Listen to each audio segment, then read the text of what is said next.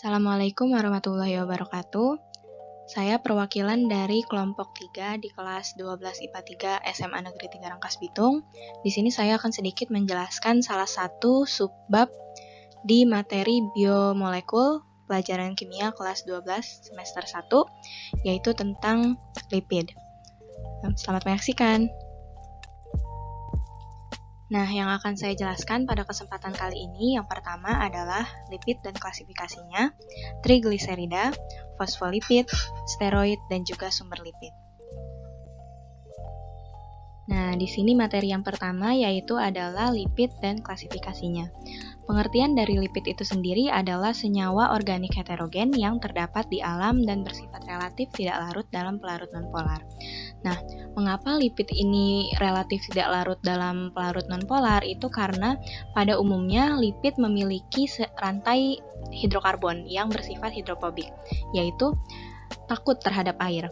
Maka rantai hidrokarbon itulah yang menyebabkan lipid ini bersifat relatif tidak larut dalam pelarut nonpolar. Nah, untuk klasifikasinya sendiri, lipid terbagi menjadi 3, yakni sebagai berikut. Jenis lipid yang pertama yaitu adalah trigliserida. Nah, trigliserida atau yang biasa kita sebut dengan lemak ini adalah salah satu jenis lipid yang dapat melakukan reaksi hidrolisis. Nah, hal ini disebabkan karena trigliserida memiliki 3 buah ikatan ester. Ikatan-ikatan ester inilah yang menyebabkan trigliserida atau lemak ini dapat melakukan reaksi hidrolisis atau reaksi penguraian dari lemak menjadi gliserol dan juga asam lemak. Selanjutnya fosfolipid. Mirip dengan trigliserida, fosfolipid juga merupakan salah satu jenis lipid yang dapat melakukan reaksi hidrolisis.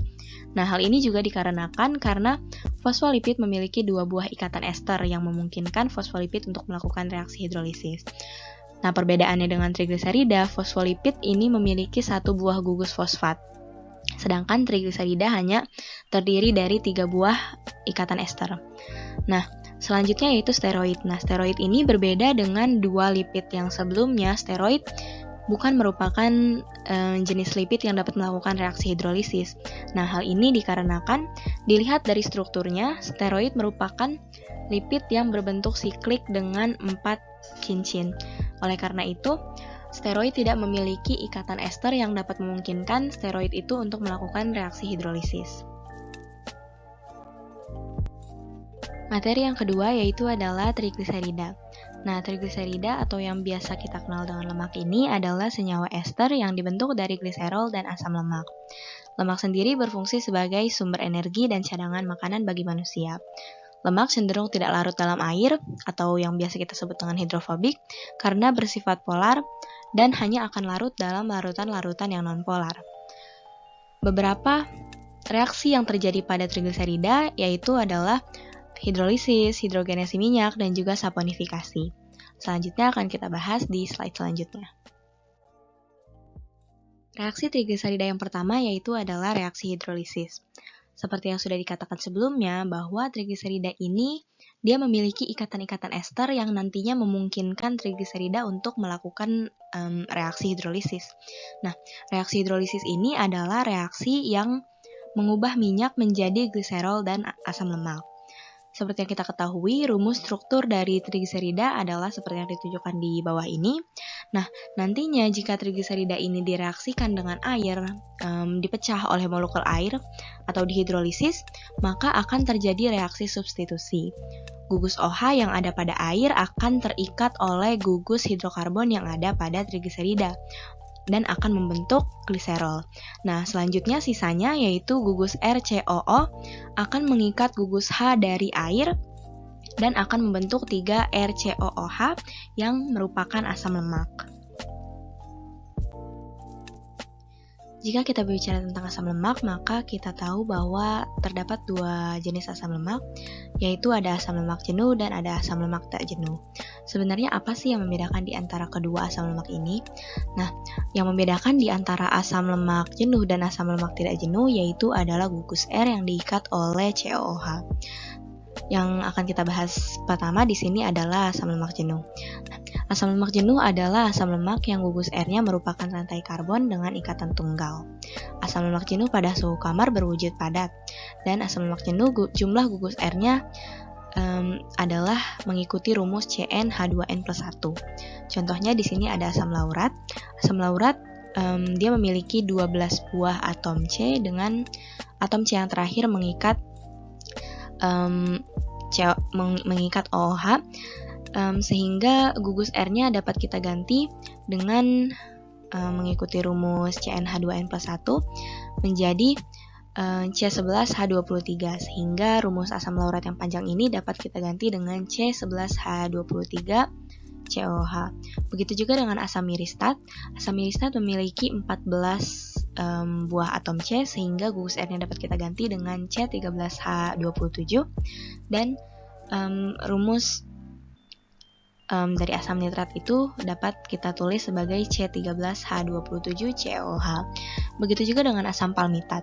Asam palmitat memiliki 16 buah atom C, sehingga gugus R-nya dapat kita ganti sesuai dengan rumus CnH2n+1 menjadi C15H31, sehingga rumus asam palmitat dapat kita tulis menjadi C15H31COOH. Nah, begitu juga dengan asam sternat. Asam sternat ini dia memiliki 18 atom C, sehingga gugus R-nya dapat kita ganti menjadi C17H35, dan rumus asam sternatnya dapat kita tuliskan menjadi C17H35COH. Nah, selanjutnya adalah asam lemak tak jenuh. Jika pada asam lemak jenuh ikatan karbon yang berada pada gugus R-nya merupakan ikatan tunggal, maka pada asam lemak tak jenuh, gugus R-nya merupakan rantai karbon dengan minimal satu ikatan rangkap, atau juga boleh lebih. Nah, asam lemak tak jenuh pada suhu kamar berwujud cair atau minyak, dan jumlah gugus R-nya jika terdapat satu buah ikatan rangkap adalah CnH2n-1.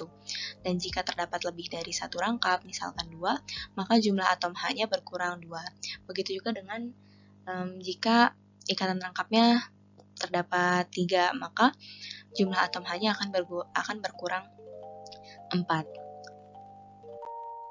Nah, di sini contohnya ada asam oleat omega 3. Nah, omega 3 ini maksudnya adalah ikatan rangkapnya berada pada atom C yang ketiga dari belakang. Nah, pada asam oleat memiliki 18 buah atom C dengan atom C yang paling awal mengikat OOH, dan atom C ketiga dari akhir itu merupakan memiliki ikatan rangkap. Nah, jadi seperti yang dikatakan sebelumnya, bahwa jika terdapat satu ikatan rangkap, maka gugus R-nya dapat kita ganti dengan mengikuti rumus CnH2n-1. Nah, maka rumus asam oleat yang panjang ini dapat kita persingkat dengan mengganti gugus R-nya mengikuti rumus CnH2n-1 menjadi C17H33, sehingga rumus asam oleat ini dapat kita tulis menjadi C17H33COOH. Contoh selanjutnya di sini ada asam linoleat omega 3. Sama dengan asam oleat sebelumnya, asam linoleat ini juga memiliki 18 buah atom C dengan atom C yang paling ujung mengikat OOH. Nah, perbedaannya pada asam linoleat omega 3 ini terdapat 2 ikatan rangkap, sehingga rumus gugus R-nya dapat kita ganti dari yang tadinya CnH2n-1 menjadi CnH2n-3. Nah, jadi rumus asam linoleat yang panjang ini dapat kita persingkat dengan mengganti gugus R-nya menjadi mengikuti rumus CnH2n-3, yaitu menjadi C13H31, sehingga rumus asam linoleat dapat kita tulis sebagai C17H31COOH. Begitu juga dengan asam linolenat. Nah, pada asam linolenat ini terdapat 3 buah ikatan rangkap, maka rumus gugus R-nya dapat kita ganti dari yang tadinya CnH2n-1 menjadi CnH2n-5, karena terdapat 3 buah ikatan rangkap. Jadi, rumus asam linolenat ini dapat kita tulis mengikuti rumus struktur yang tadi yang CnH2n-5 menjadi C17H29COOH. Reaksi trigliserida yang kedua yaitu adalah reaksi hidrogenasi minyak. Nah, reaksi hidrogenasi minyak ini adalah reaksi yang mengubah minyak yang merupakan asam lemak tak jenuh menjadi padat, yaitu asam lemak jenuh. Bagaimana caranya? Yaitu adalah dengan menerapkan reaksi adisi. Nah, seperti yang kita ketahui, minyak atau asam lemak tak jenuh itu memiliki rantai hidrokarbon dengan ikatan rangkap. Nah, jadi jika ikatan rangkap ini kita reaksikan dengan hidrogen atau kita hidrogenasi dengan bantuan katalis nikel, maka akan terjadi reaksi adisi, yaitu hidrogen-hidrogen tersebut akan terikat oleh atom C sehingga ikatan rangkap yang tadinya ada menjadi menghilang, menjadi hanya ikatan tunggal. Di sini ada contohnya, yaitu minyak dengan gugus RC15H29. Nah, jika minyak ini kita reaksikan dengan hidrogen, kita hidrogenasi, maka hidrogen-hidrogen tersebut akan terikat dengan gugus R yang ada pada minyak, yaitu akan menambah jumlah H yang tadinya 29 menjadi 31, sehingga menghasilkan asam lemak tidak jenuh dengan gugus R yang mengikuti rumus CnH2n+1. Nah, reaksi trigliserida yang terakhir adalah reaksi penyabunan atau saponifikasi. Sebelumnya kita ketahui bahwa lemak ini dapat kita urai, dapat kita hidrolisis menjadi gliserol dan asam lemak. Tetapi ternyata lemak ini juga bisa kita urai dengan menambahkan basa menjadi gliserol dan garam atau sabun. Di sini contohnya ada lemak, jika kita reaksikan dengan basa, contohnya adalah NaOH, maka gugus OH pada basa ini dia akan terikat dengan gugus CH2 dan akan membentuk gliserol. Sedangkan gugus COOR-nya akan terikat dengan Na dari basa yang akan menghasilkan 3R-COO-Na+. Nah, selanjutnya kita ketahui juga bahwa lemak pada umumnya dia bersifat hidrofob atau takut pada air dan tidak larut dalam air. Nah, tetapi jika sudah direaksikan dengan basa dan membentuk garam atau sabun, sabun ini nantinya akan bersifat amfifilik, yaitu memiliki dua bagian, ada bagian yang hidrofob dan ada bagian yang hidrofilik. Nah, di sini bagian yang hidrofobiknya itu adalah gugus R, yaitu gugus hidrokarbonnya, sedangkan bagian yang memiliki sifat hidrofil adalah gugus COO-nya.